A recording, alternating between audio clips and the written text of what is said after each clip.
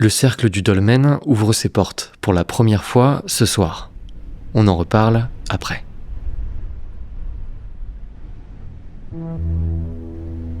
Devenir meilleur, voilà ce que tout le monde vend ou désire. Devenir meilleur pour soi, pour se prouver que l'on peut, pour vivre le rêve de l'ego, enfin rassasié. Pour atteindre cet objectif, cette meilleure version de soi-même, une potion magique, la mère de toutes les potions, la motivation.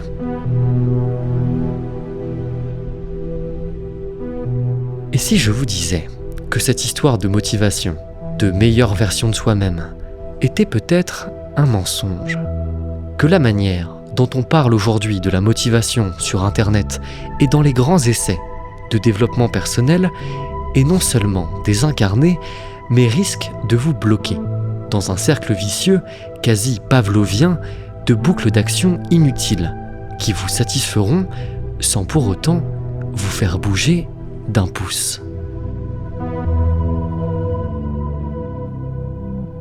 Quel est donc ce guerrier qui s'entraîne juste pour le goût de s'entraîner, jusqu'à en oublier même la peur et la couleur du combat?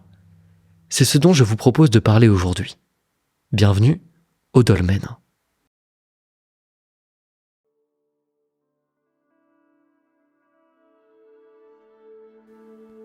Comme beaucoup de jeunes de ma génération, j'ai découvert le mot et l'idée même de motivation lorsque j'ai commencé à m'inscrire dans la compétition sociale.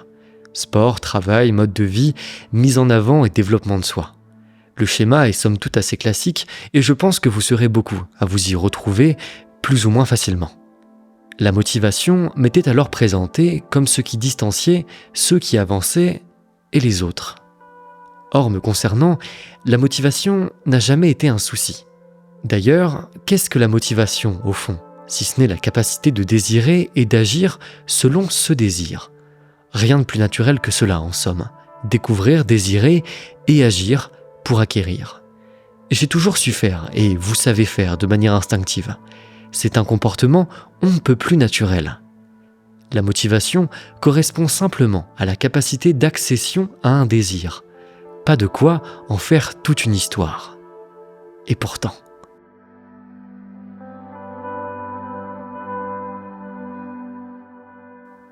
La motivation est aujourd'hui très loin de cette définition simpliste. Nous en avons fait un objet marchand, mais surtout, nous l'avons vidé de toute sa substance initiale, de manière à ce que chacun puisse la remplir comme bon lui semble, selon la devanture de son magasin.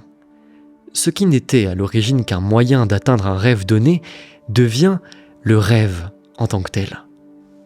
C'est ici que commence notre problème.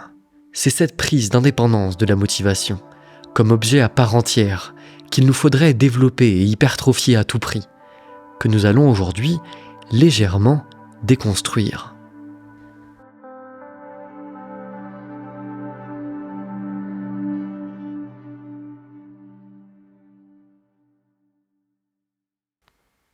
La motivation pour elle-même.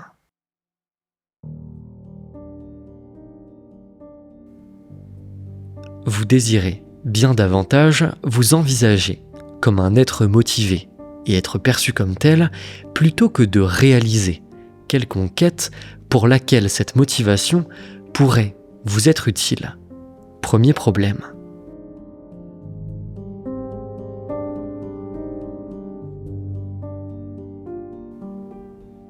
Qu'est-ce qu'un homme motivé ? Voilà un gros problème. Nous savons répondre à cette question. Au fond, pour nous et dans notre imaginaire collectif, c'est un homme qui se lève tôt, sportif, qui tient un journal de bord, qui s'impose une existence pseudo-spartiate, qui rêve de grandeur indéfinie et qui renvoie une sensation d'action à tous ceux qui l'entourent. Or, nous devrions être bien incapables de répondre à cette question. La motivation, ça ne veut rien dire. Un être motivé, cela n'a aucun sens.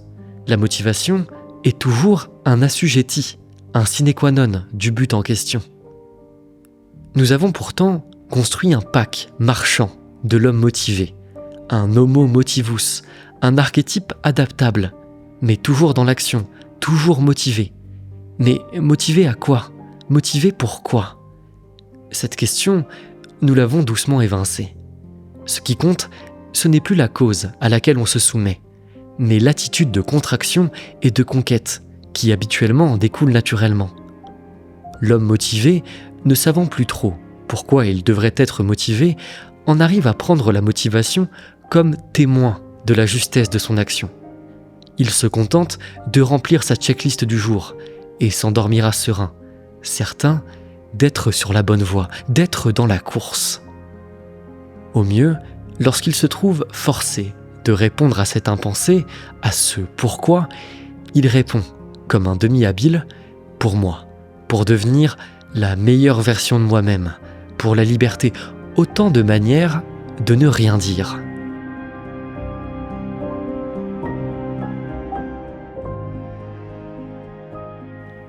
Lorsque l'on demande à l'homme moderne ce qu'il est, il répond « je suis motivé », et lorsqu'on insiste un peu en lui demandant pourquoi, il grogne pour le rester. Nous avons inversé la cause et l'outil, jusqu'à devenir des hamsters. De beaux hamsters, certes, avec un équilibre de vie à toute épreuve, avec de beaux biceps, avec un joli compte en banque, mais des hamsters, tout de même.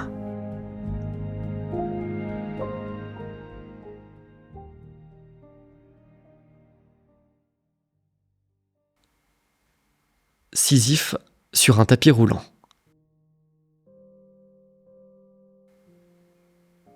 Vous ne voulez rien accomplir.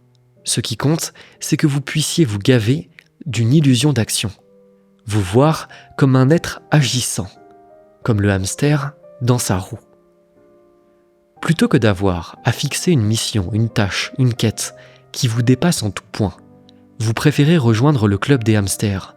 Ce club met à votre disposition tout un tas de fiches d'inscription, détaillant ligne par ligne ce que doit faire l'homo motivus.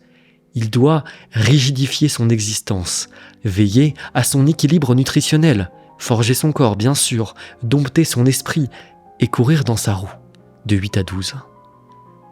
Le plus grave dans cette affaire, c'est probablement ceci. La motivation moderne fait de nous des Spartiates pour rien, des Sisyphes sans rocher, sans montagne, mais sur tapis roulant et avec des poids volontairement attachés aux chevilles. Des aventuriers au sac à dos impeccablement et stratégiquement remplis, mais sans destination. Ce guerrier sans bataille, à l'armure scintillante et à la lame redoutablement affûtée, s'ennuie. Il cherche son sentiment quotidien de difficulté, facilement accessible. Alors, il s'impose des combats artificiels et forge toujours plus son esprit. Tout ça pour se délester d'un poids, lui bien réel, celui de ne pas oser s'éloigner de la course à l'ego rassuré, pour se demander, dans le calme et face à lui-même, « Mais moi, qu'est-ce que je veux au fond ? Qu'est-ce qui, moi, me fait vraiment rêver ? Ai-je vraiment choisi cette course vers une meilleure version de moi-même ?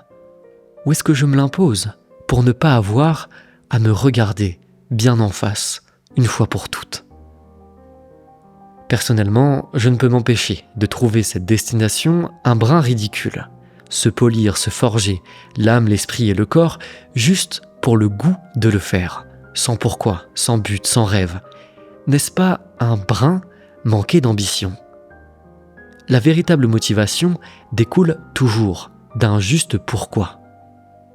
L'écrivain se met à sa table car il doit le faire, il doit écrire. Son sentiment de fierté personnelle ne vient pas de ses heures passées à travailler alors que le soleil brille, mais bien de la parution finale de son ouvrage. Pour l'homme en quête, la privation est toujours un poids, jamais une médaille. Mais il l'accepte, sans en tirer aucune gloriole, juste car c'est le prix à payer pour atteindre son but.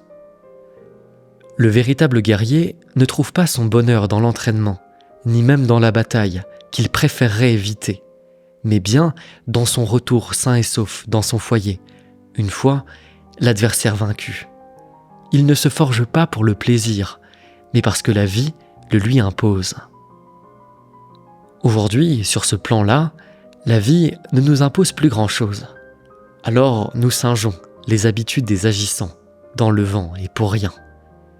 Le véritable combat n'est pas celui de la motivation, mais celui du pourquoi, du grand but, du sens, de ce qui est en nous et nous anime toujours en secret, cette énergie infantile inarrêtable. Une fois que vous aurez mis le doigt sur elle, vous rirez doucement, au nez, de tous ces vendeurs de fumée qui viendront vous parler de motivation. Croyez-moi. La motivation est le but de ceux qui n'ont pas encore trouvé le leur. Voilà tout.